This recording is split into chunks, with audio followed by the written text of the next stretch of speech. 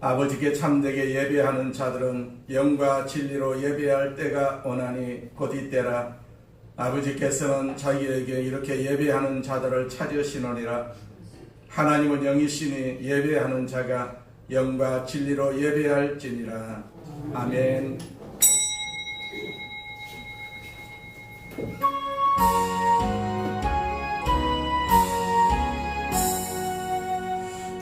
만복의 근원 하나님, 온 백성 찬송 드리고 저 천사여 찬송하세. 찬송 성부 성자 성령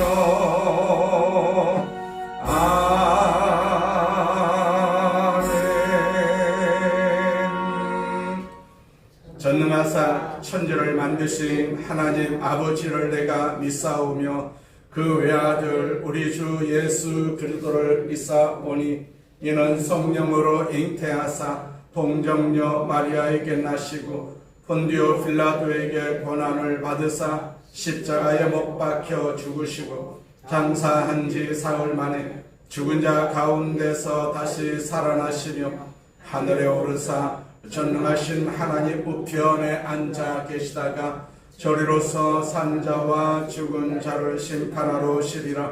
성령을 믿사오며 거룩한 공예와 성도가 서로 교통하는 것과 죄를 사하여 주시는 것과 몸이 다시 사는 것과 영원히 사는 것을 믿사옵나이다. 아멘. 히브리서 11장 11절과 12절 말씀 같이 봉독합니다. 믿음으로 사라 자신도 나이가 많아 단산하였으나 잉태할 수 있는 힘을 얻었으니 이는 약속하신 이를 기쁘신 줄 알았음이라. 이러므로 죽은 자와 같은 한 사람으로 말미암아 하늘의 허다한 별과 또 해변의 무수한 모래와 같이 많은 후손이 생육하였느니라. 아멘. 사람과 인사합니다. 예수님 안에서 좋은 일이 있습니다. 할렐루야. 예수님 안에서 항상 좋은 일이 있습니다. 저 앞에 있는 선포 구호 세 번 우리 같이 외칩니다. 나는 하늘의 복 땅의 복을 받았습니다. 나는 하늘의 복 땅의 복을 받았습니다.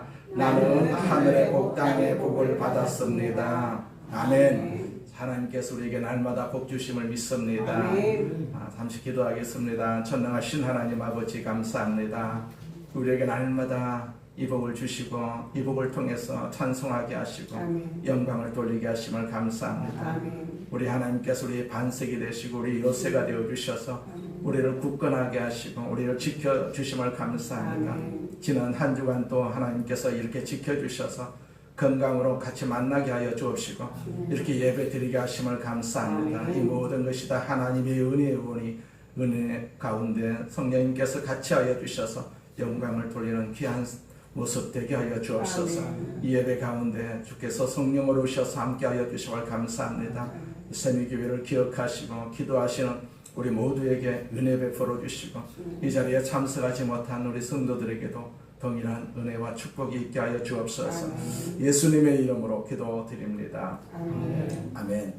히브리서 11장 11절부터 12절 말씀을 가지고 믿음으로 사라는 임신을 할 능력을 얻었다라는 제목으로 같이 은혜를 나누고자 합니다.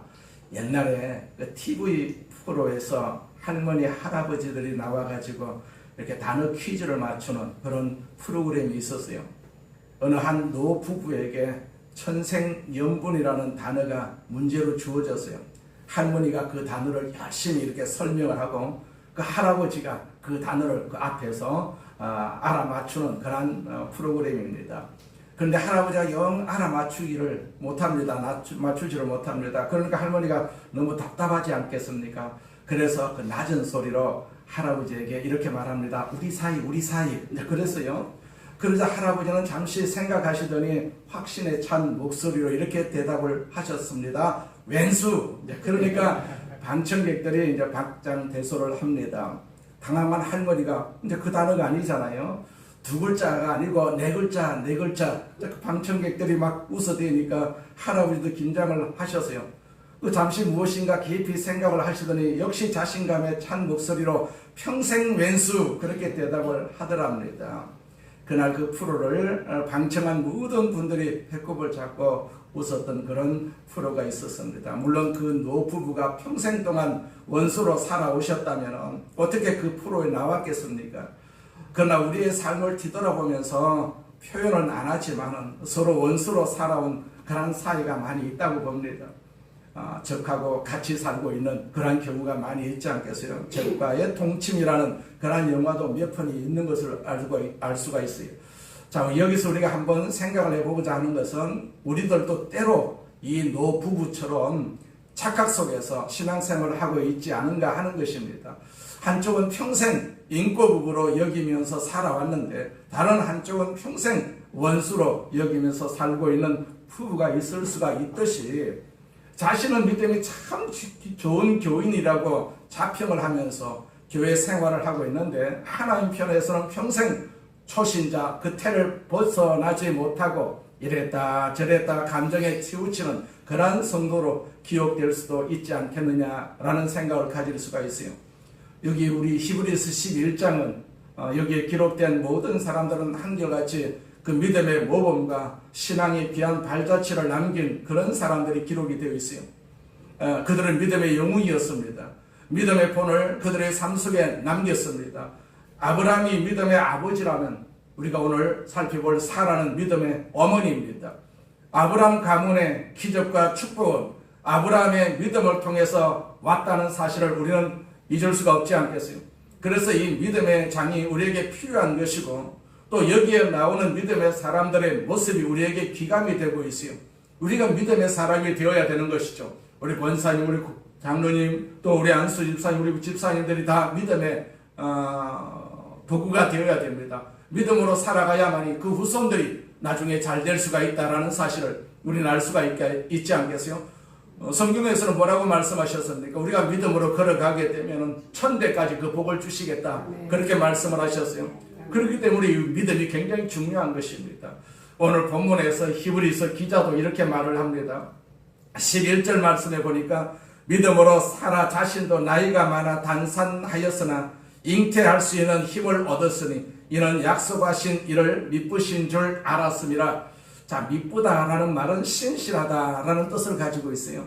하나님은 신실하신 분입니다. 약속을 꼭 지키시는 분이십니다. 성경 베드로전서 3장 6절에도 보면 믿는 우리를 무엇이라고 합니까? 사라의 딸이다 그렇게 부르고 있어요. 사라의 딸이다.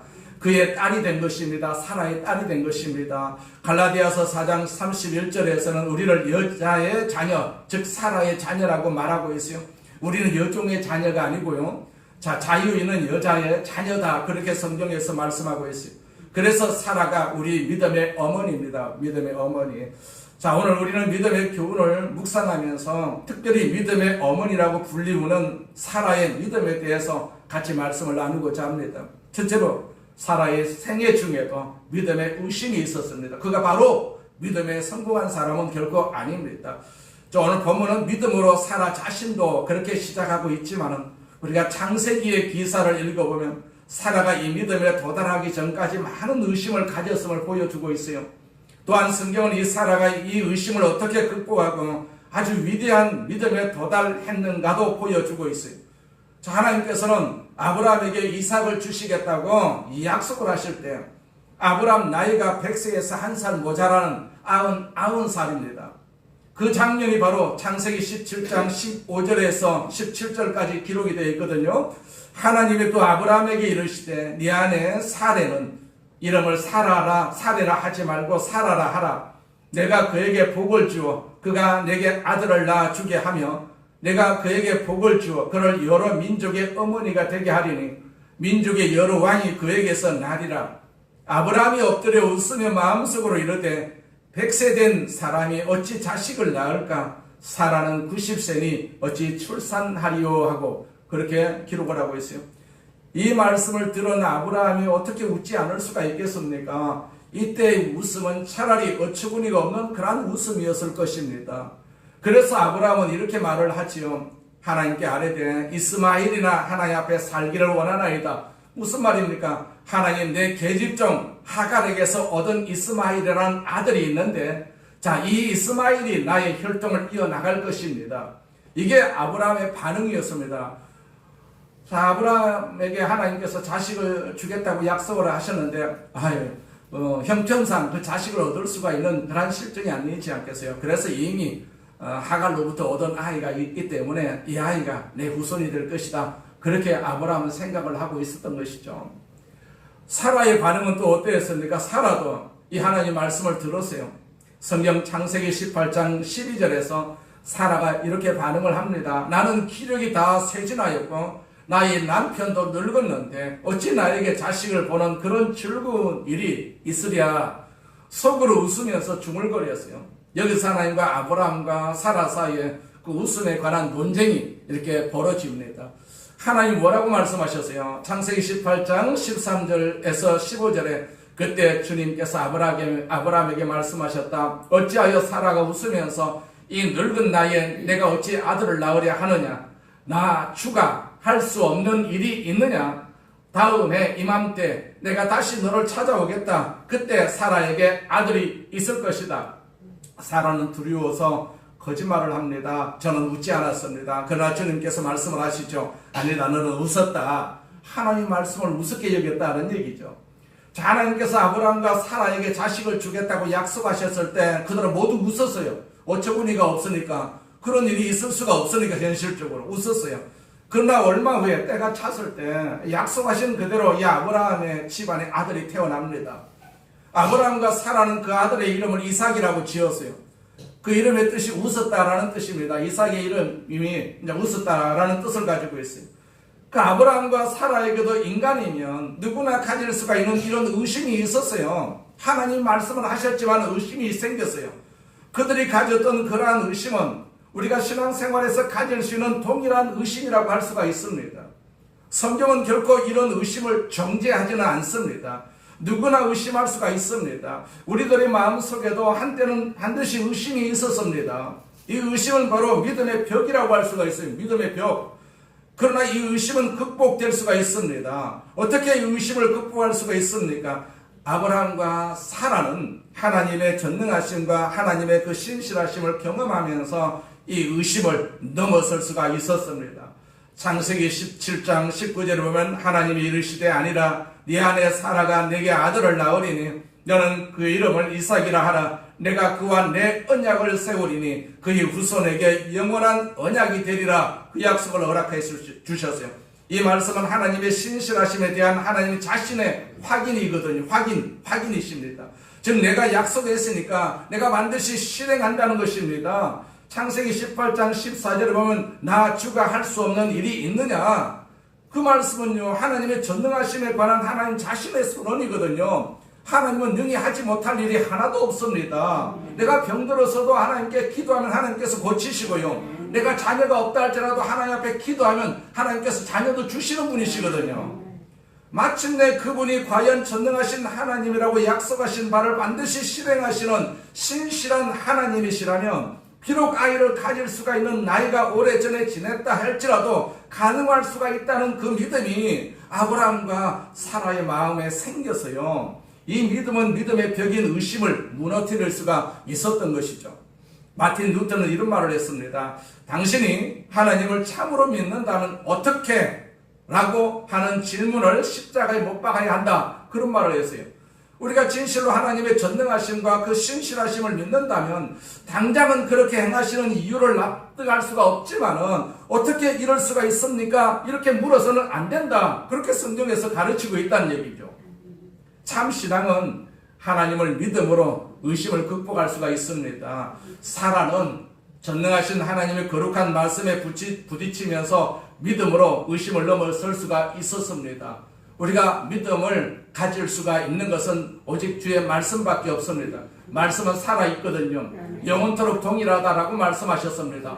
지금 우리가 동일한 이 말씀을 믿지만 천국 가서도 이 동일한 말씀을 같이 믿을 수밖에 없습니다. 말씀은 동일할 수밖에 없고 처음과 나중일 수밖에 없습니다. 먼 훗날 사도 바울은요, 이 사건을 취급하면서 로마서 4장 18절부터 20절에 이렇게 기록하고 있어요.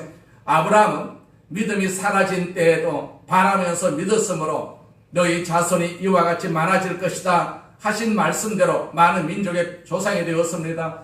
그는 나이가 100세가 되어서 자기 몸이 이미 죽은 것이나 다름없고 또한 사라의 태도 죽은 것이나 다름없는 줄 알면서도 그는 믿음이 약해지지 않았습니다. 그는 하나님의 약속을 믿고 의심하지 않았습니다.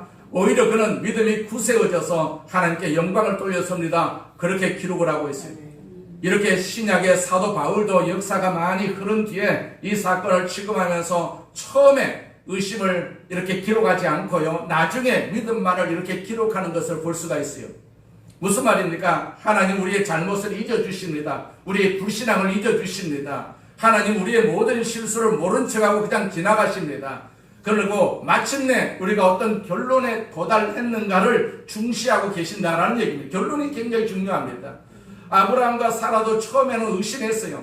그러나 결국 그들은 믿었습니다. 하나님의 말씀을 믿었습니다. 이 낮은 믿음을 귀하게 보시고 처음에 한 의심을 묻지 않는 하나님의 힘을 우리는 알 수가 있어요. 이 하나님의 자비하심으로 아브라함과 사라는 하나님을 신뢰하는 믿음에 도달할 수가 있었어요.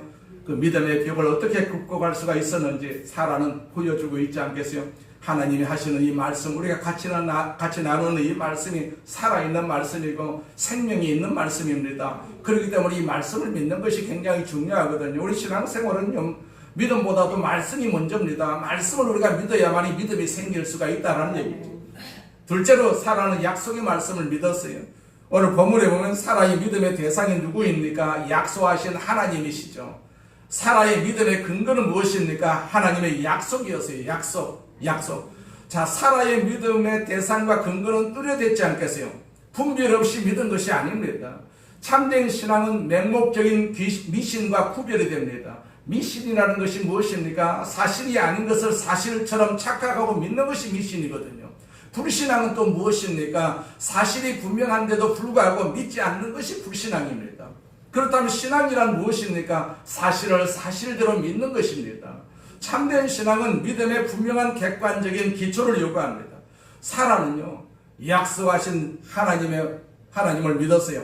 그리고 신실하신 하나님을 믿었기 때문에 또한 그분의 약속을 믿고 받아들였어요. 오늘 본문은 믿음으로 사라 자신도 그러면서 잉태할 수 있는 힘을 얻었다라고 말씀하고 계세요.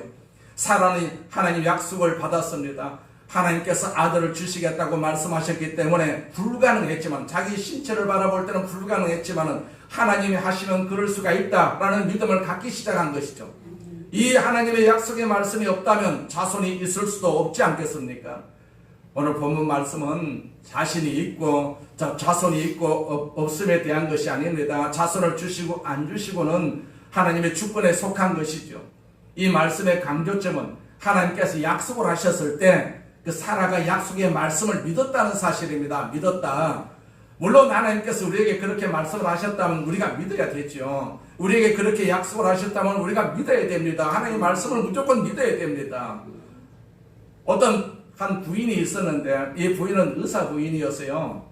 딸을 셋을 낳고 네 번째 아이를 또 잉태를 합니다. 그 부인은 아들을 소원했습니다. 아들을 소원했어요. 이번에는 아들을 주실 것이다. 또 이런 믿음을 가지고 많이 이렇게 고민을 했습니다. 그러면서 자기 속으로는 아들일까 딸일까 자꾸 고민할 수밖에 없지 않겠어요? 딸이면 낭패일 수밖에 없지 않겠어요? 자, 그런데 그분이 성경을 읽다가 하나님이 자신을 사랑한다는 사실과 또 자기에게 아들을 주신다는 사실을 확신했습니다. 확신했어요. 그 확실한 사실을 가지고 있는 그 부인에게 누구도 시비를 할 수가 없지 않겠어요? 하나님께서 그 부인에게 그렇게 분명하게 말씀을 하셨다면 믿을 수 있는 근거가 있는 것 아니겠어요? 10달이 가까울수록 굉장히 초조함을 느낀 사람들은 그 부인 주변에 있는 사람들이었어요.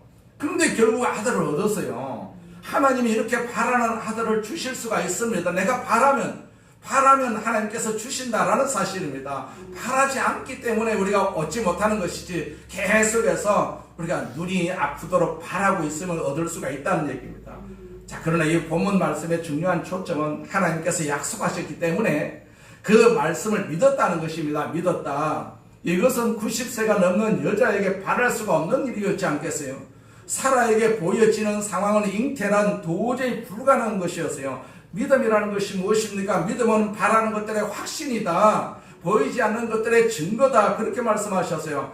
그러면 이렇게 믿을 수 있는 믿음의 출처가 무엇입니까? 로마서 10장 17절에 보면 그러므로 믿음은 들음에서 생긴다. 들음은 그리스도가 전하는 말씀에서 비롯된다. 그렇게 말씀하셨어요. 우리가 믿음이 생기기 위해서는 말씀을 등한히 할 수가 없습니다. 말씀을 우리가 묵상해야만이 그 말씀대로 우리가 믿음이 생길 수가 있는 것이죠. 말씀을 전혀 우리가 묵상하지 않고 말씀을 도외시하면서 믿음이 생겼다. 그건 있을 수가 없는 것이죠. 성경적 신앙의 기초가 무엇입니까? 바로 하나님 말씀이거든요. 하나님 말씀. 우리의 믿음과 함께 중요한 것은 말씀입니다. 말씀을 들어야 됩니다. 사라는 하나님 말씀을 들었어요. 그리고 그 말씀을 믿었습니다. 우리가 문제 해결을 위해서 기도할 때 그냥 기도하는 것도 중요하지만 말씀을 우리가 묵상해야 돼요. 말씀을 읽어야 됩니다. 성경을 읽을 때 어떤 구절로 인해 가지고 하나님께서 나에게 말씀하실지 모르거든요. 그때 주시는 말씀으로 우리는 말씀을 주장할 정당한 근거를 얻을 수가 있거든요. 하나님께서 나에게 내가 성경을 읽을 때 이런 말씀을 주셨지 않습니까? 그런 근거가 없이 아무리 내가 믿습니다 라고 해도 그것은 맹신이라고 할 수가 있는 것이죠. 하나님은 우리에게 말씀하십니다. 언제나 말씀하십니다. 이 시간에도 우리에게 말씀하시는 줄도 모릅니다. 그 음성을 듣기 위해서 우리가 성경을 읽는 것이고 이 성경을 통해서 약속을 발견하는 사람들은 믿음의 근거를 갖고 있는 사람이 되는 것이죠. 그들은 믿음의 대상을 바르게 발견한 사람이라고 할 수가 있습니다. 오늘 본문에서 더 강조하는 것은 말씀보다도 그 말씀을 하신 하나님은 절대로 신실하신 분이다. 신실하신 분이시다. 오늘 본문은 믿음으로 사라 자신도 약속하신 하나님의 신실하심을 믿었다라고 말씀하고 있어요. 바울은 데살로니가 전서 5장 24절에서 하나님은 미쁘시기 때문에 약속을 이루실 것이다. 그렇게 고백하고 있어요. 바로 그 말씀 위에 믿음이 세워져야 한다라는 얘기입니다. 말씀 위에 믿음이 세워져야 된다. 우리가 믿음의 근거는 바로 하나님 말씀이거든요. 세 번째로 사라는 믿음의 확신을 가졌습니다. 자, 모든 정상적인 믿음은 확신의 수준에 도달할 것을 요구하고 있어요. 사라에게는 믿음의 확신이 있었어요. 사라는 약속하신 그 하나님의 신실하심을 고백했습니다.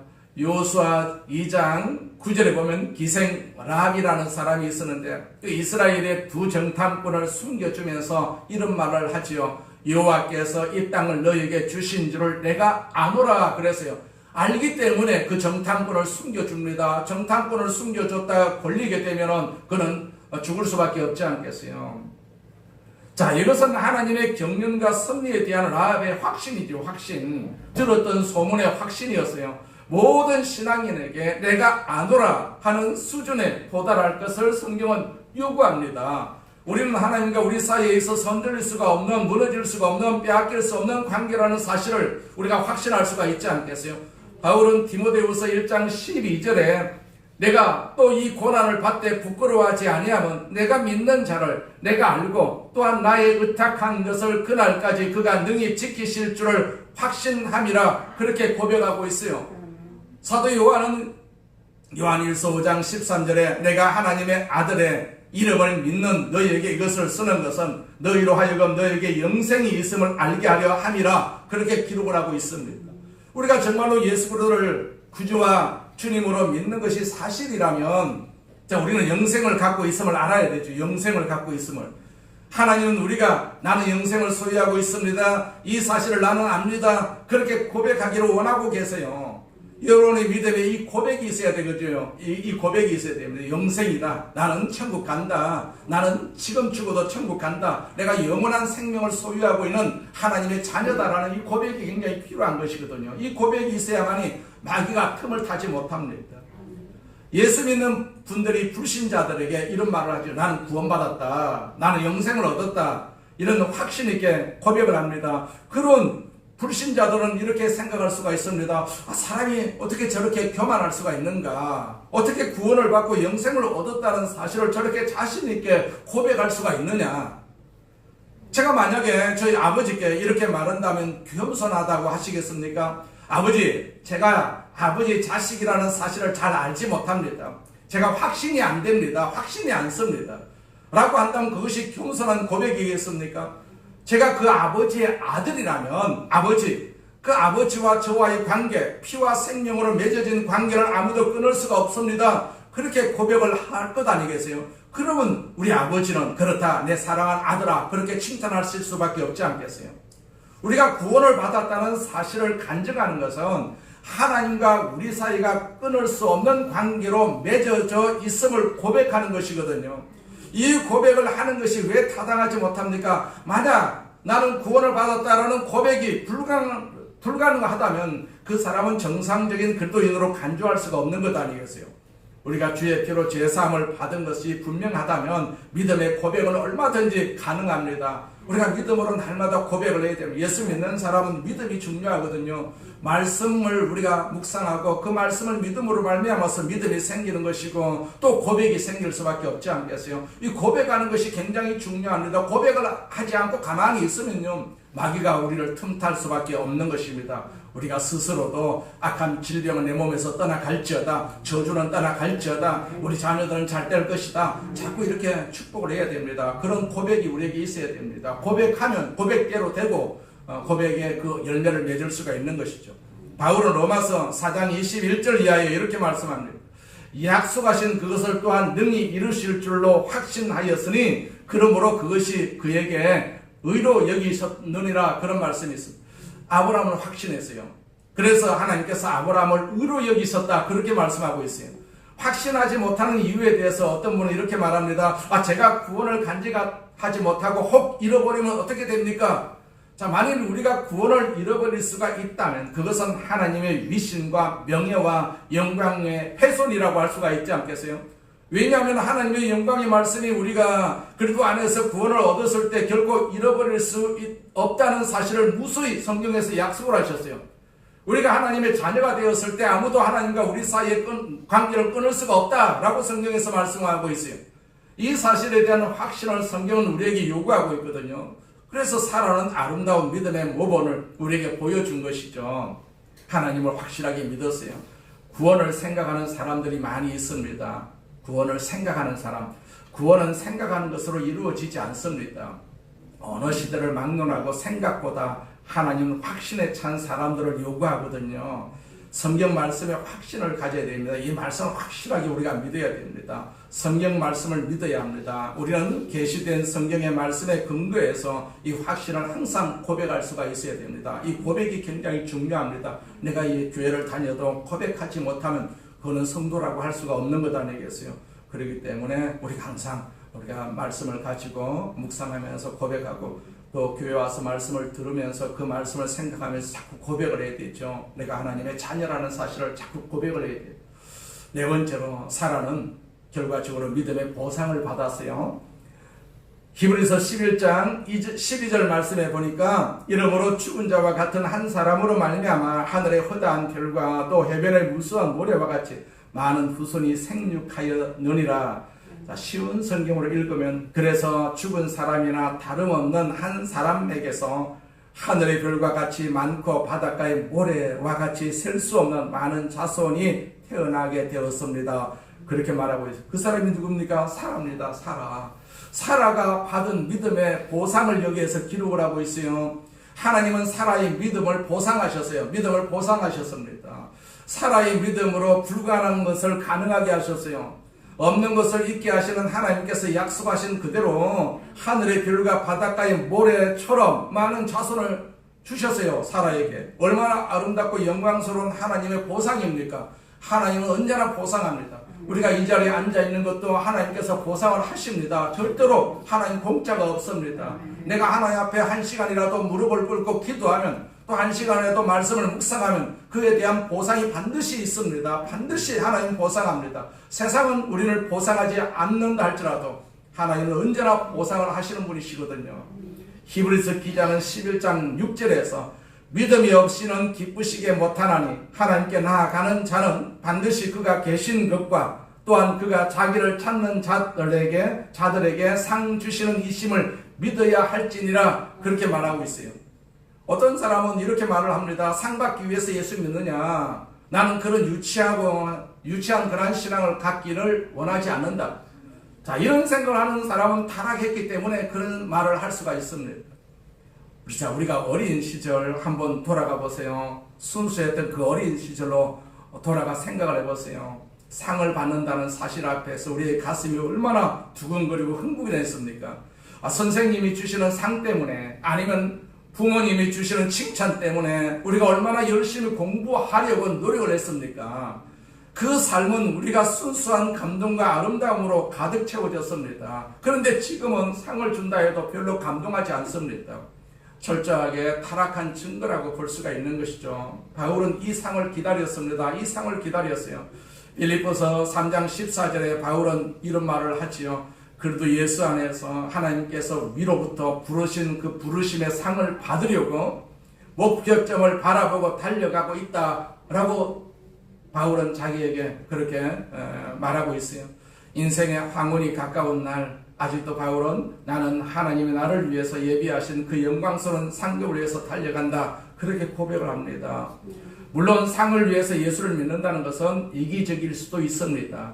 그러나 우리가 예수님을 믿으면 예수님은 우리의 삶을 인도하시고 지배하시는 분이십니다. 그런 하나님의 섭리를 신뢰하면서 우리가 믿음으로 살아온 삶의 대가를 기대하면서 산다는 것이 얼마나 아름다운 것입니까? 반드시 대가가 있습니다.